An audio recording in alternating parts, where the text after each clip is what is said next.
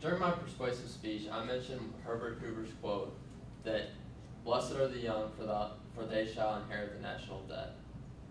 I hope that that made sense to you all and caught your attention as to why this is an important issue. To reiterate Herbert Hoover, I brought up some of our founding fathers. George Washington's on the top left, and he said that you should never go into debt to pay for other debts. And that's partially what our country is doing. The United States spends 6% of their budget annually on servicing the debt. John Adams is below George Washington, and John Adams said that there are two ways to conquer a country. One is by the sword, and the other is through debt. Thomas Jefferson also warned citizens not to let their rulers constantly perpetuate debt. And Benjamin Franklin said that he would rather go to bed on an empty stomach than in debt.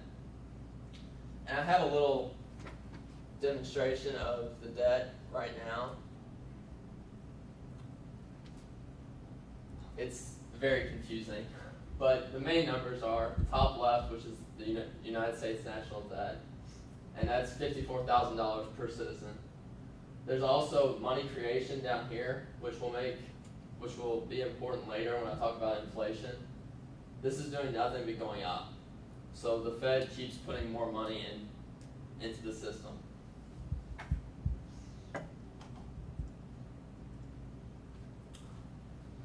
I first became interested in this topic when I took Economics 110 last year, and this is the textbook we use, and it's also where I got much of my information.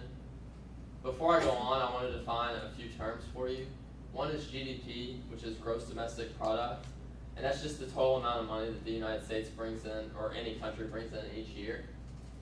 The second term is debt, which is the total accumulated amount of debt that a country faces, and it's often defined as percent of GDP. Deficit is the amount of money that a country adds to its debt each year. Entitlements are programs that countries, well, in the United States, entitlements are programs the government spends money on, and they're funded by taxes or debt financing. Social Security, Medicare, and Medicaid are three of the primary entitlement programs. Social Security is used for retirement. Medicare is medical care for the elderly, and Medicaid is medical care for the poor. This is just a pie chart of the United States federal spending.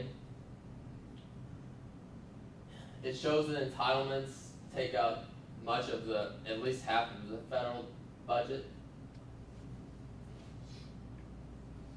To reiterate the difference between deficit and debt, I wanted to show these two graphs again. I know you saw them during my informative speech, but they're very important. This is the national debt as the percent of GDP that I talked about. And what's important is the blue line, because the blue line shows national debt that is held, it's not money that the United States has for Social Security and other government agencies. Total federal debt can be owned by the U.S. government as well as private creditors.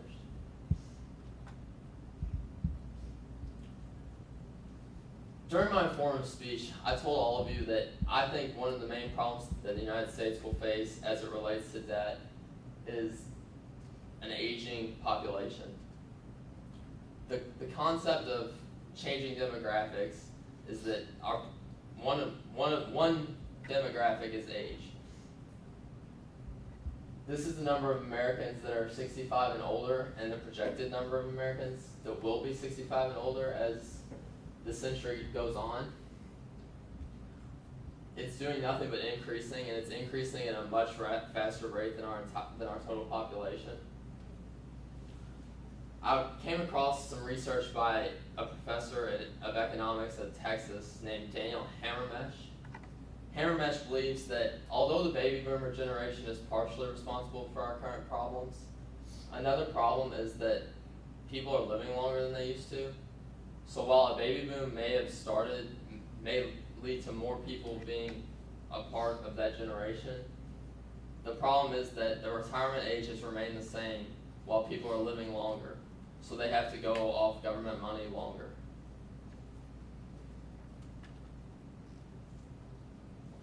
This graph just reiterates that sentiment.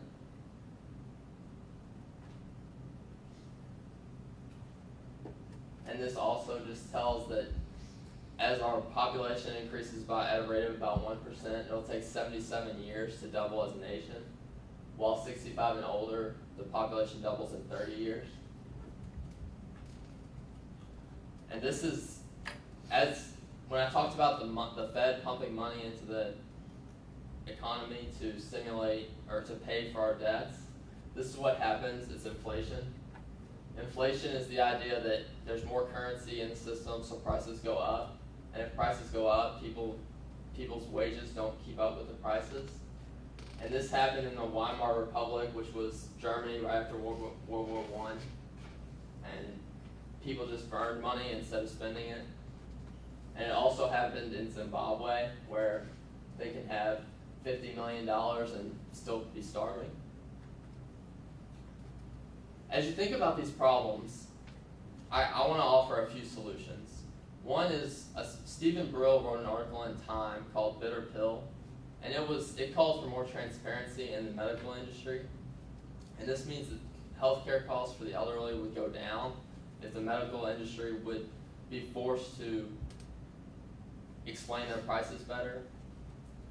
Another solution is fixing Social Security, and that can be done through raising taxes, lowering benefits, raising the retirement age, and also somewhat privatizing Social Security.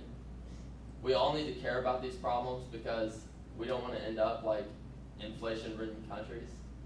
Though that's an extreme example and the problem is not yet that severe, it is a problem to be reckoned with. Thank you.